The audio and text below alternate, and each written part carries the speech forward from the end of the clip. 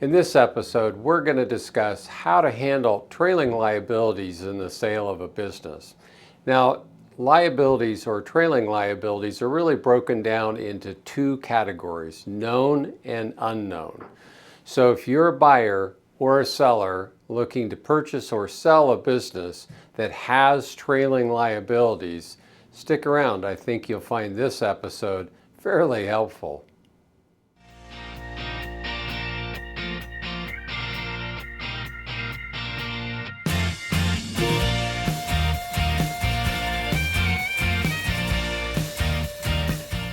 As always, if you've got questions as we go through this presentation, please put them in the comment section below or simply just drop me an email and I'll respond as quickly as possible. In addition, if you get something out of this episode, please feel free to hit the like and subscribe button. And with that, let's talk about unknown and known liabilities in the sale of a business. Known liabilities, easier of the two to kind of walk through and figure out what your trailing liability might be as a seller or what you're walking into as a buyer. The perfect example is around gift cards. So usually a company that has large gift cards or gift certificate sales is on an accrual basis. So what's that mean?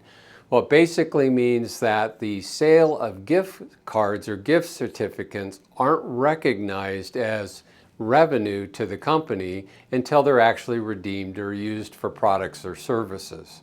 So how does that look on a balance sheet? Well, on the balance sheet, on the asset side, under cash, you'll see the deposits that represent the sale of those gift cards that have not been redeemed. And on the liability side, you'll see an offset for liabilities for gift cards, again, that have not been redeemed. So for instance, if you sold $1,000 worth of gift cards, you'd have $1,000 in cash on the balance sheet, offset by $1,000 of liability.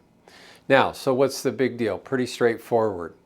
Well, if you've got, say, a day spa or a company that sells a large amount of gift cards or gift certificates on a yearly basis that are used over a period of time of, say, 1, 2, or 3 years, in the sale of that business, you're selling the business based on a multiple of cash flow, but if you're the new buyer, you're going to take those liabilities on because you've got those customers coming in to either purchase or a product or service.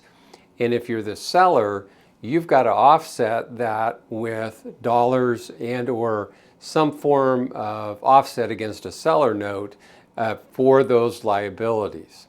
So let's talk about how you might calculate the trailing liabilities in this situation.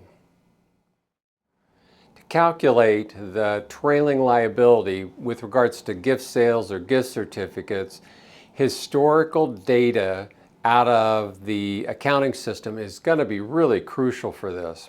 So what you're trying to figure out is over a period of years, and in the transaction that I'm currently involved in, I have a 10-year history for gift certificates and gift card sales.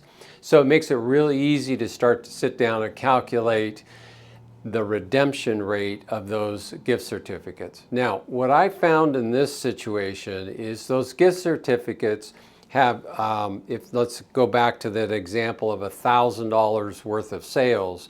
In that first year, 60 to 70% of those gift certificates or dollars were redeemed, i.e. somebody came in, used a product or a service, and redeemed that. The second year was much lower. It was, say, 10%, and then the third year after that fell almost to nothing. And what I was able to calculate using the data out of the QuickBooks file was that over a period of, say, 3 years, 80 to 82% of all gift certificates or gift cards were redeemed. And after that period, it almost fell to zero. So establishing your historical usage of those gift cards and gift certificates, you then have the basis to actually figure out how much cash or offset on a seller note you should leave behind as a seller or expect as a buyer when putting a transaction together. So let's take a look at an example. So let's take an example, and I'm going to use some numbers out of a current transaction that I'm working with. In this case, we took a look at the redemption rate, the time that it takes to hit just a solid number, which was 3 years. And the redemption rate during that 3-year period was 82.4%. Now, after that 3-year period, the redemption rate fell down to 1 or 2 gift certificates per year for another couple of years and then went to 0. So with that said, in this example, we've got $300,000 worth of sale in, say, a 3-year period. During that period, we've had $100,000 worth of redemptions, i.e. people bringing in their gift certificate or gift card and either purchasing a service and or product and redeeming those gift certificates. And that leaves you with an outstanding balance of about $200,000. So if you take the sales of $300,000 times 82.4%, which is the redemption rate, you get a number of $247,000. From that, you then take the $100,000 of redemptions that have already occurred, giving you an outstanding trailing liability of $147,200. So in this case, in working with the seller, she or he has decided to leave $147,200 in cash in the company at the conclusion of the sale. Now, as a side note, we're not going to be leaving any other capital, working capital in this. So we're just going to cover the deferred revenue or deferred income on the liability side by calculating and using a historical redemption rate. Now, another way you could do this is to offset some of that with a seller note. Now, in this case, it's going to be an SBA transaction.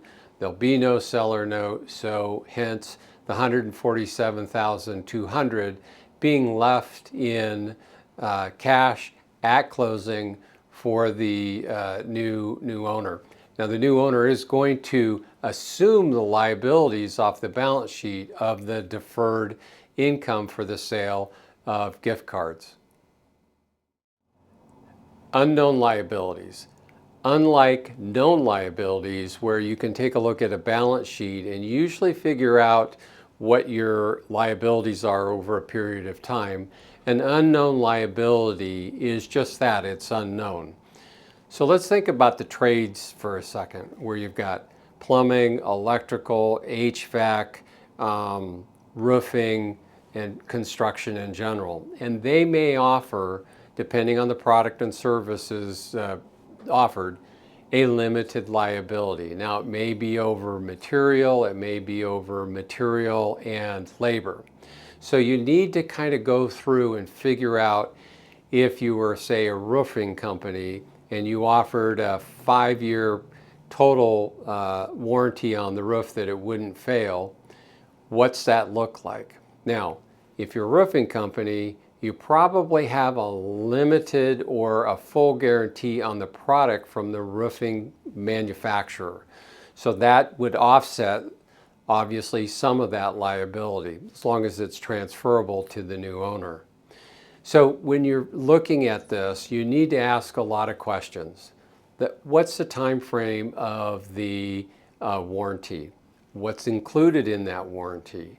Is it product and services? How long does it go? Does it decline over a period of years? So really understanding the warranties that were issued, and then what's the girth? I mean, how much is out there? The other thing you've got to do, and this is really up to the sellers to put together, is just a history over warranty issues. So if you're a 20-year-old roofing company and you've had in 20 years, $5,000 worth of warranty issues that you've had to take care of, that number just speaks for itself. So how big of a deal is it? Well, it's an issue, but historically speaking, you've had no liability. And that will affect how you negotiate the trailing liability. Now, traditionally, with unknown liabilities, we usually use an offset against a seller note, i.e. there's no cash to be left behind because, again, we don't know if there will be any warranty issues at all over a period of time. And then you're thinking about insurance coverage. So do you carry insurance to cover warranty issues? If you do, that's great. Is the manufacturer of the product that you're installing, saying again a roof, do they have a time frame for product that they issue a warranty? And then if so, how much is it? So say for a roof that you put a 20-year guarantee on and it fails at year 15, well, there's going to be a usage. Obviously it didn't fail for the first 15 years, but it failed at the 15th year on a 20-year guarantee. So how much will they cover? So you usually put together that offset, like I said, against the seller note, a small upfront deductible, say it's $500 or $1,000, so that the seller is a little bit protected from a buyer that's just putting every single nickel and dime against that warranty issue. And then obviously you'll want to take in how much you actually got from the product company, the manufacturer, in the form of a rebate or money coming back to cover that warranty issue and the insurance claim. So once those are added up, then what's ever left over would then be put against a seller note on a go-forward basis. Now there's usually a time frame that this has taken place in. So usually there's a sunset clause of 1 or 2 or 3 years, and it could step down over a period of time. So again, understanding the unknown liability and what's really involved in actually fixing a warranty and who's going to be your partner, whether it's the manufacturing or the insurance company, will give you a better negotiating position for both the buyer and the seller to identify known liabilities. A little bit about known and unknown liabilities. Now this topic can get pretty complicated from time to time, and it really depends on the business, the history of the business, and how much information they've been able to track over a period of time. Again, with businesses that are 10, 15, 20 years old and have great accounting system and tracking, you're going to be able to really quantify that trailing liability that a buyer may assume and that the seller has to cover. If you've got questions on this topic, please feel free to just either give me a jingle, drop a note below, or just send me an email, and we can find some time to talk about it and figure out what your trailing liability issue may be. So with that, if you got some good information out of this, please feel free to hit the like and subscribe button, and I'll see you on the next episode.